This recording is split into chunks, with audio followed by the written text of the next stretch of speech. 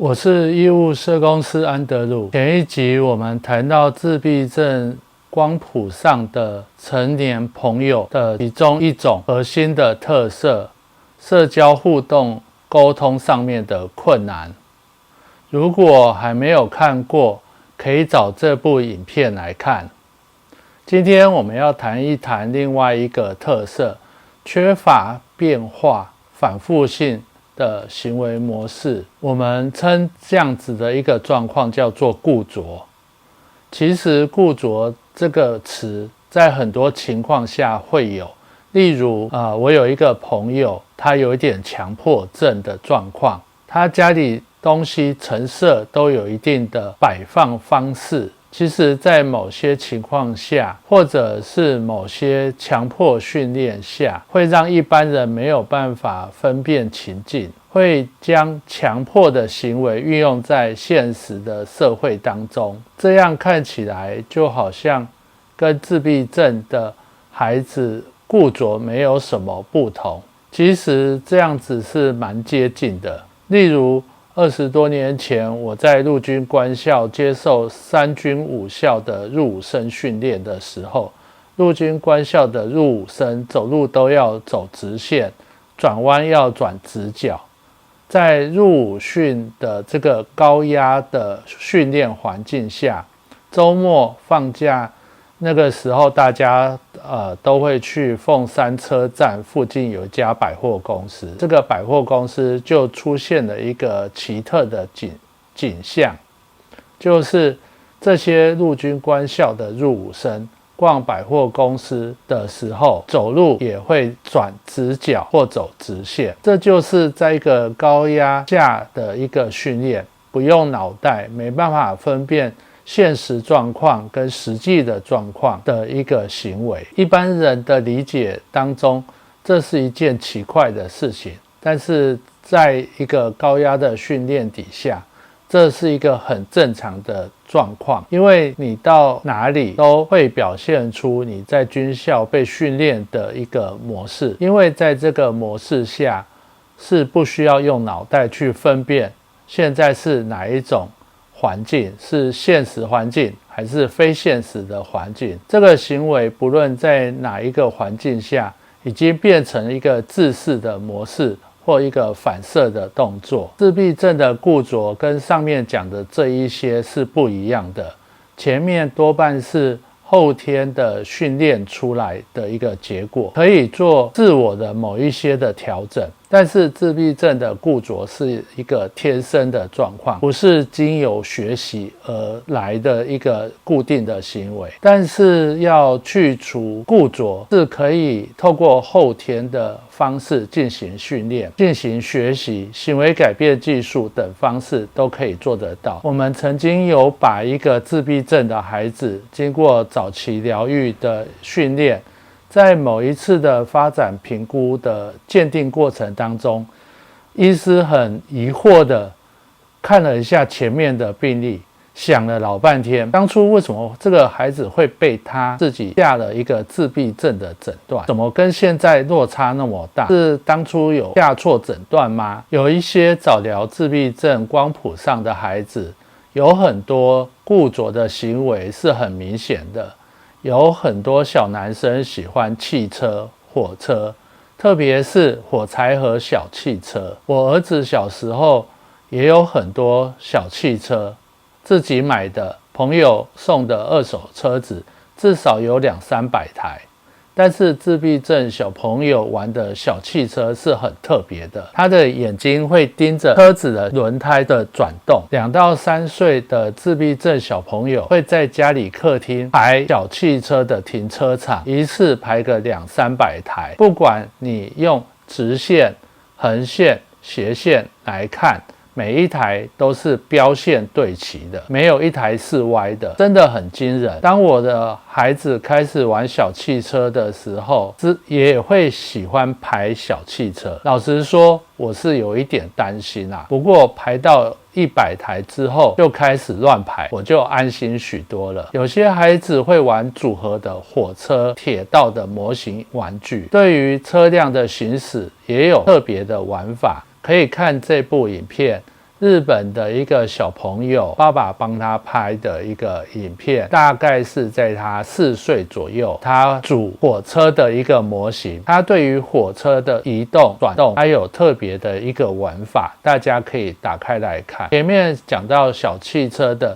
玩法，跟这个玩法有一点类似。这个影片大概从40秒的时候开始，大家可以看，当然你可以从前面看到结束，看看这样子孩子的玩法是一个很特别的。我服务的孩子也有很多是自闭症喜欢火车的，这也是很多小男生的小时候回忆。我以前有一个个案，一个小朋友在读幼稚园，他每一天都要看火车，如果看了火车，他那天心情就会很好，做很多事情都会很 OK。如果那一天妈妈没有带他去路口看火车，他就会非常的暴怒生气。有一次家访，妈妈跟我说，她想测试一下孩子不看火车会是怎样的一个状况。她告诉我，有一天的下午放学的时候，他载着孩子跟平常一样往路口要去平交道看火车，但是他快要到平交道路口的一个岔路的地方，他就紧急的右转，想说这样子看孩子会有什么状况。大家猜孩子怎么了？这个孩子立即跳下车子冲去路口，吓死这个妈妈了。自闭症的小朋友有的时候是很疯狂的，但是大人对孩子的行为也会很抓狂。这些孩子喜欢自己的东西，特定的玩法可能只有1种、2种，家长会看不太下去，也无法思考为什么可以这样子玩，而且可以玩得那么久，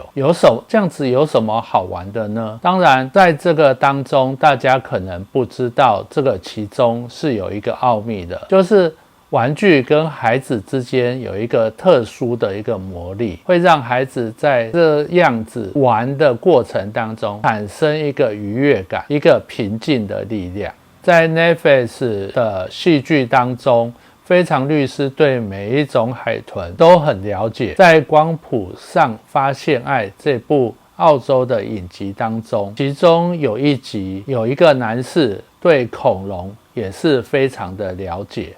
一般人无法分辨恐龙之间有什么细微的不同，但是他都能够区分得出来，而且能够侃侃而谈，这是一种固着，但是这样的固着要用在有意义的事情上面。对恐龙熟悉的男士，他就是很能够讲解这个部分，但是比较难运用在现实的生活当中，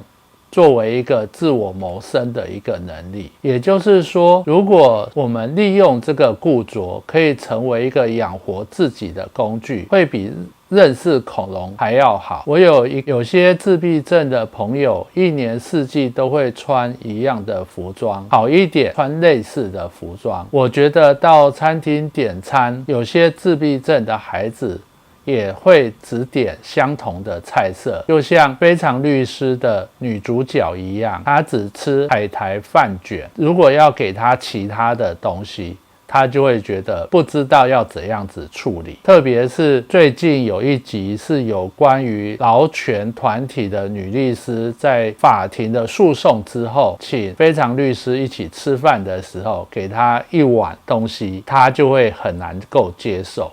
所以有些自闭症的朋友也有类似的一个状况。除此之外，还有开车的时候会走同一路线，走路的时候也是走同一条路线，牵手有固定牵手的方式，墙上的摆设不可以随便的更换。就像非常律师与鹦鹉剧中的女主角和妈妈都会调整桌上摆设的物品，像女主角会调整抽取式面纸，调整饭卷，每一个饭卷前后左右标齐之后，它才会开动。孩子有一些固着，父母有的时候也有类似固着的行为。其实这个固着并没有不好，对于自闭症的孩子，我们应该善用他的固着来进行训练。一个好的固着的养成，对他一生是很难改变这个固着。例如我以前在儿少机构里面的自闭症孩子，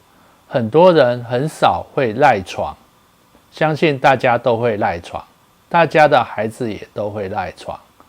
但是我们机构的孩子很少人会赖床，除非他今天生病了。早上6点多起床，晚上9点睡觉时间到了，就要上床睡觉。当然不是指9点一到，他在床上就呼呼大睡，当然不是，他是人，不是一个机器人，要成为他的一个固定的生活模式。为什么自闭症的孩子在家里这样的生活环境很难被建立起来呢？因为大人有的时候生活作息也不是很正常，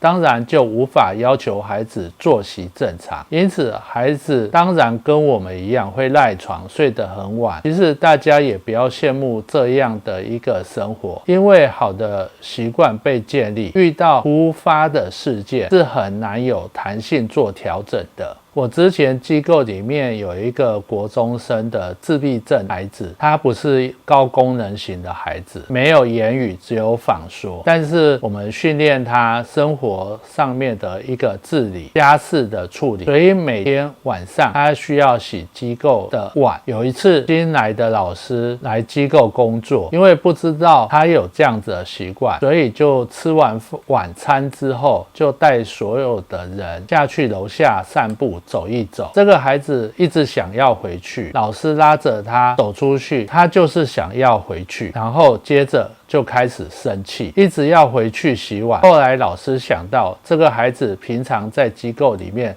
是需要洗碗的，所以就特别把他带回机构，把晚餐吃过的碗洗完了之后，他就很开心的跟老师去散步。这是一个习惯固着之后就无法面对突然改变的一个环境。其实类似的状况也是非常多，比如说学校的孩子放学回家，有的时候不是每一天都有功课要做，但是我们的孩子回机构第一件事情就是要写功课。遇到这样子的状况的时候，孩子就会一直跟老师说要写功课，要写功课，要写功课，但是学校并没有出功课啊。孩子回到家里面就会觉得很奇怪，为什么没有功课可以写，但是也没办法去理解。这个时候机构的老师就要负责出一些作业，拿白纸出来叫他写功课，他们写完了就会很高兴，成为做功课的一个阶段。所以当我们面对这样孩子的时候，可以预知的是不一样，或是改变前，我们需要给他一个预告，有新的一个情境会产生，告诉他什么时候我们会有怎样的一个改变，让他做好心理预备，这样孩子当遇到那个环境发生的时候，他能够接受，降低孩子的一些情绪反应。因此自闭症的孩子不论在哪一个阶段都有不同学习的功课，而固着会随着时间、环境、教育还有要求而有所不同，这是一个艰辛的一个成长过程。在父亲节的前夕，要为所有自闭症的家长说一声辛苦了。如果有相关的问题，